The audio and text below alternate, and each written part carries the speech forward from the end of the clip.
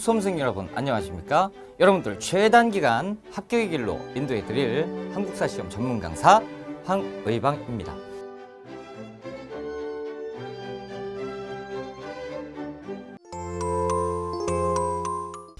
우리가 이제 1920년대로 들어올 건데요. 자, 1919년 3월 1일 3.1운동 이후에 1920년대 우리 민족운동이 어떤 것들이 있었는지 한번 살펴볼 건데, 자, 60만세 운동, 학생운동으로 들어갑니다. 그러니까 순종의 인산위를 기해서 들고 일어난 것이 60만세 운동인데, 자, 학생과 사회주의계가 주도합니다. 자, 그리고 순종의 장려행렬에 따라가면서 만세운동을 다시 하자라는 계획을 세우는데, 이때 사회주의계가 사전에 발각이 돼버려요.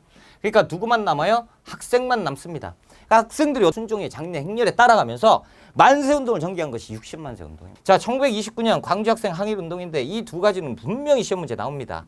둘 중에 하나는 꼭 나와요.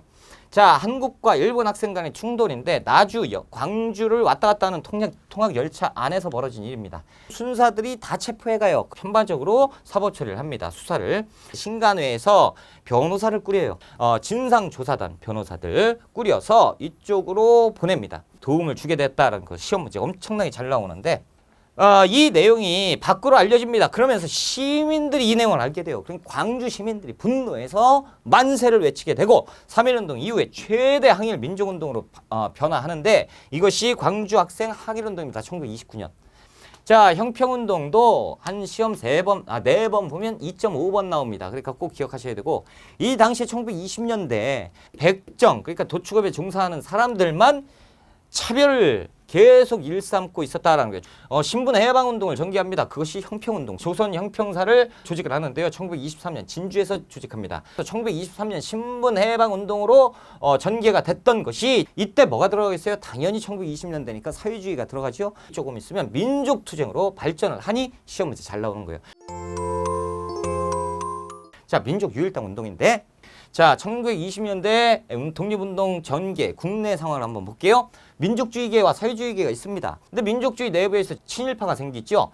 타협적 민족주의가 생겨요. 이들 기회주의고 이광수, 채린 이런 사람들이 생겨버리는 거예요. 그래서 조선 공산당과 비타협적 민족주의가 뭉쳐서 민족협동 전선을 결성합니다. 그러면서 정의의 선언 결과 사람들이 모여서 결론에 이르렀으니 우리나라 최대 전국 128개 지회를 갖출 정도로 엄청나게 큰 거대 조직 신간회가 만들어지게 됩니다. 자, 그렇다면 봤어요. 우리가 사회주의, 민족주의, 이랬구나. 그러면 항일운동 합법단체를 만들었다라는 거죠. 강령을 보고, 자, 우리는 정치적 경제적 각성을 촉진하고요. 우리는 어떻게 단결을 공고히 한다. 우리는 기회주의를 일체 부인한다. 기회주의 뭐예요? 친일, 다시 얘기해서 타협적 민족주의에 대해 절대 부인한다라는 강령에서 벌써 나오죠. 뭐예요? 신간회다라는 게 나옵니다. 민중대회 전국적으로 순회 강연을 합니다. 대중운동을 지원하면서 당당하게 우리 독립해야 된다고 막 얘기를 했어요. 광주학생 항일운동이 시작되었을 때 진상조사단을 파견했는데, 자, 해소인데, 자, 민족주의와 사회주의가 1931년에 갈등을 겪게 돼요. 코민테른의 노선 변화입니다. 의미는 엄청나게 큰 의미가 있죠. 민족주의 세력과 사회주의 세력이 연합했다라는 데 큰 의미가 있다라는 거죠. 자, 근우회입니다. 1927년 신간회가 만들어지고요. 여성들의 민족유일당의 결실로 근우회가 만들어져요. 신간회 자매단체라는 별명을 가진 단체가 근우회입니다. 그리고 기관지 근우를 발간합니다. 우리가 1920년대 물산장려운동을 좀 봐보자라는 거죠. 시험 문제 잘 나와요. 3번 보면 2.5번 나옵니다. 자, 회사령이 철폐됐었죠. 민족 기업들이 막 생기게 됩니다. 그래서 1920년대 평양에서 조만식에 의해서 만들어지니 그것이 조선물산장려회입니다. 이것이 평양에서 시작됐다가 서울로 확대되고 전국적으로 확대되지요. 토상품 애용운동입니다. 그래서 내 살림 내 것으로 우리가 만든 거 우리가 쓰자라는 슬로건입니다. 자, 결과 어떻게 됐겠습니까? 일본 놈들이 방해하죠. 사회주의 계열이 이걸 비판합니다. 자, 밀립대학 설립 운동인데요. 조선교육회에서 밀립대학 기성회를 조직하지요. 그러면서 모금운동을 전개합니다. 그래서 한민족 1천만이 이런 식만 모으면 우리 학교를 만들 수가 있다라는 거죠. 일본 놈들 경성제국대학을 만들어버립니다.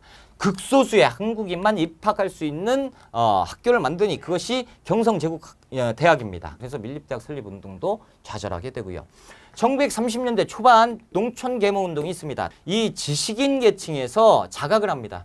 우리가 직접 내려가서 강단을 세우고 야학을 세우고 강습소 세워서 여기서 글자를 가리키자라는 거예요. 브나로드 운동인데 민중 속으로 해요.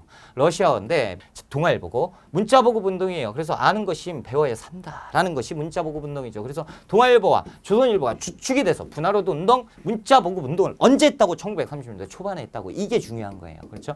조선 총독부는 농촌진흥운동. 이게 뭐예요? 아, 전쟁 물자 조달해야지요. 그러면 내 애들이 뭐 정신없이 일만 하잖아. 그러니까 기억력은 언제 배우고 있어요? 결국에는 안 된다는 거지.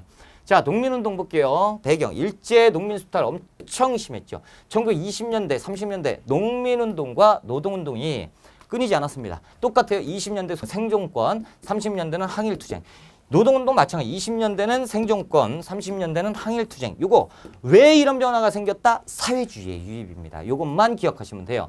자, 소작쟁이, 암태도 소작쟁이 반드시 외우셔야 되고요. 노동쟁이는 원산 노동자 총파업 반드시 외우셔야 됩니다. 조금만 쉬었다가 갑시다.